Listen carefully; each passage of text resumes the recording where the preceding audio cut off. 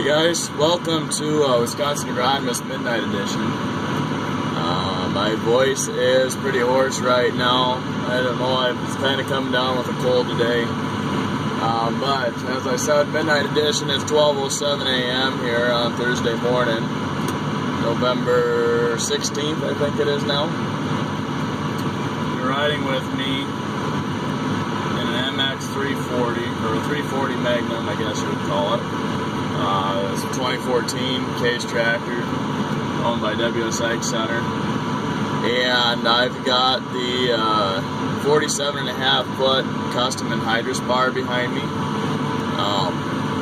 Conditions are just getting somewhat favorable. It's about 31 degrees outside. It's been pretty windy today, so it dried things out somewhat decently.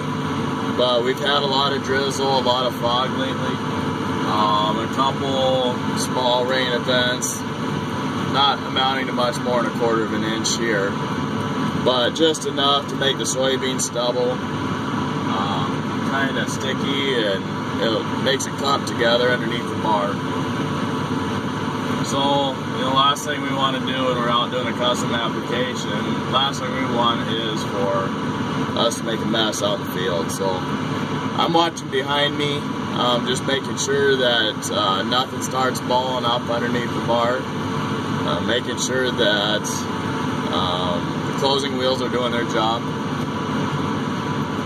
There is enough moisture in the ground that the Anhydrous, even if the, I guess you'd call it a furrow, doesn't close up as good as you'd like it to, there's enough moisture in the ground for the Anhydrous to seal pretty good, and even if there's a little bit of a slot there, it's not coming up behind the bar.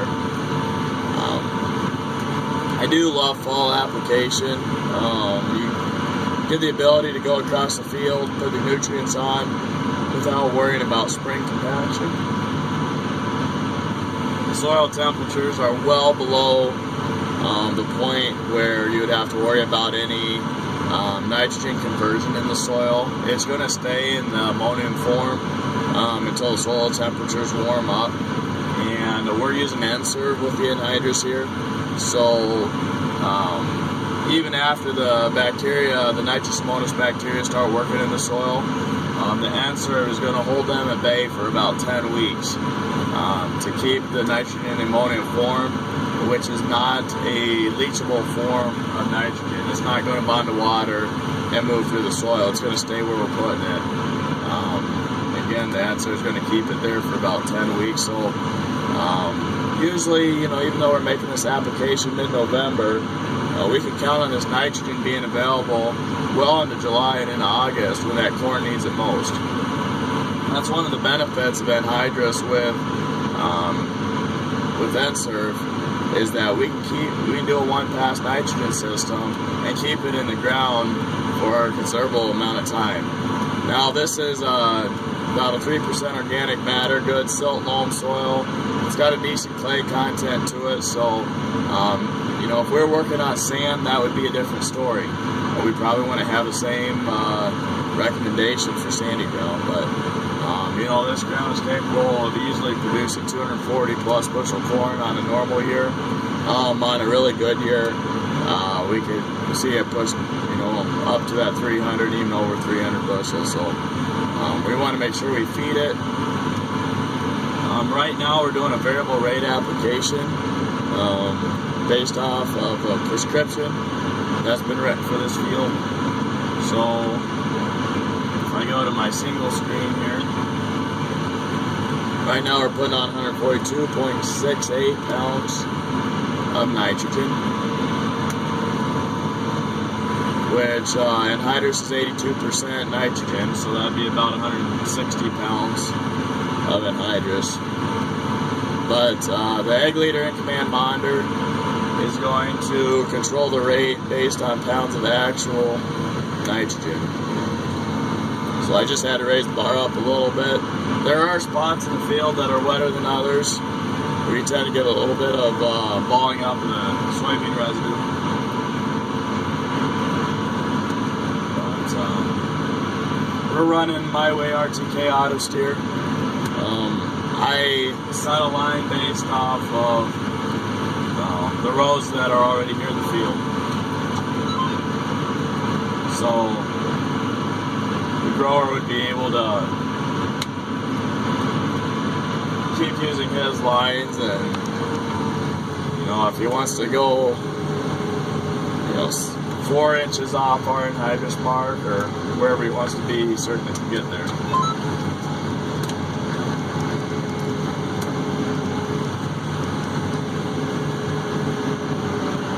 So we got the auto section control there. I don't know if you're able to see, but it automatically turned the 3 sections on and off of this bar.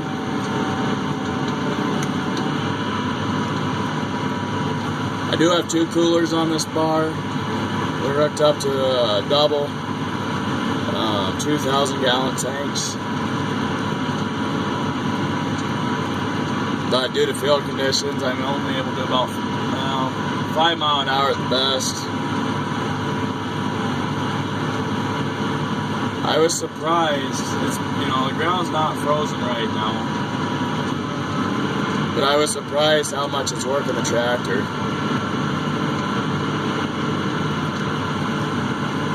We got an 8th gear, about 4.8 miles an hour.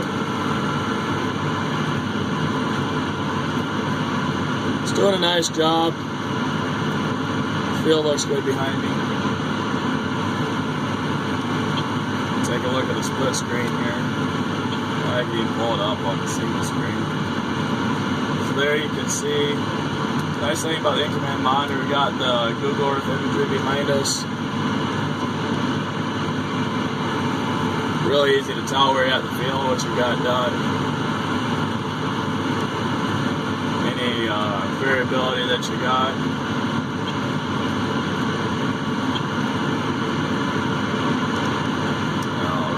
Single screen. You can see that rate change a little bit there. We're in a large area of the field that gets that medium rate of nitrogen.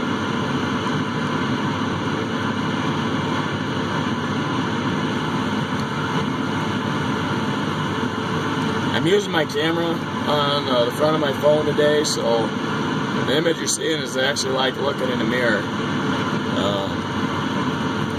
The display, this is to my right here, that's to my left, so it might look a little goofy, but it's the best way I can get it set up here in the tractor so you can see the monitor, you can see out in front, you can see my pretty face as I talk a little bit. Oh, this bug I got, I'm packing my voice. It's rough. It just started today, and I've been sleeping pretty well. I'm not gonna get much sleep tonight, but I'm pretty rested up going into this.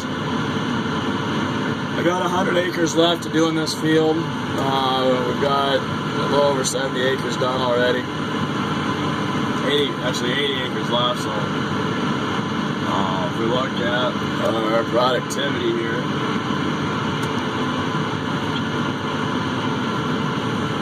area remaining 82.3 acres based off the boundary I made when we started this field a couple days ago.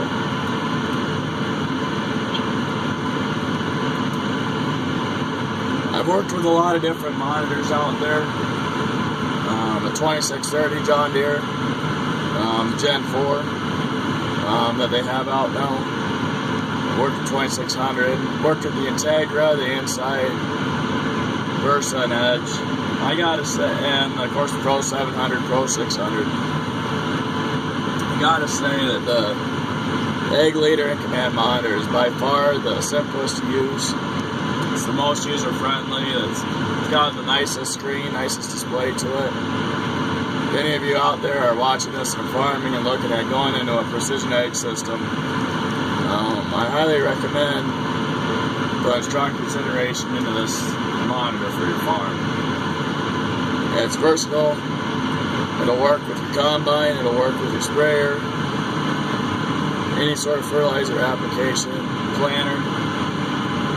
It does an incredible job of planner monitoring. I don't think even the 2020 monitor and the iPad don't do the level of detail that this monitor does. I had somebody tell me the other day they've got a 2020 system. And they told me, they asked me when Egg Leader would be able to run the precision planning system.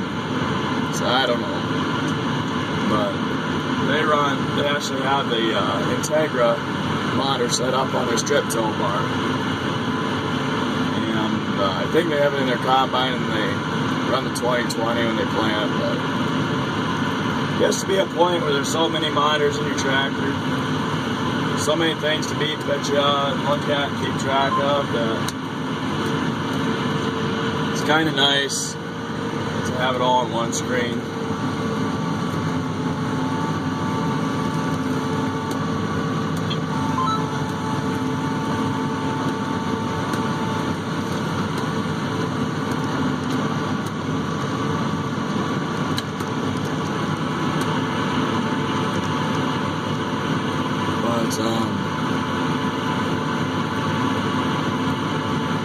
Yeah, it's going pretty good. So I'm getting about, I think 25 acres an hour done roughly.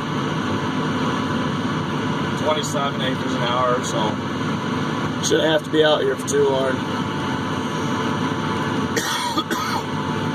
Man, hopefully we've got a good day of going tomorrow. So, we'll get this video uploaded, guys.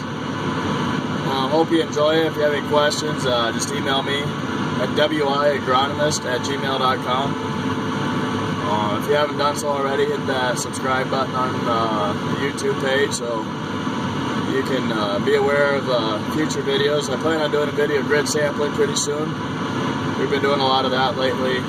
And then as we get into winter here and doing less field work, I'll do some videos on creating prescriptions, what I use to make variable rate recs, and some of the trials we've done this year and the results for them. So, I hope you all have a good night, or morning, or day, whatever time you guys are watching this. Thank you for watching, and keep in touch.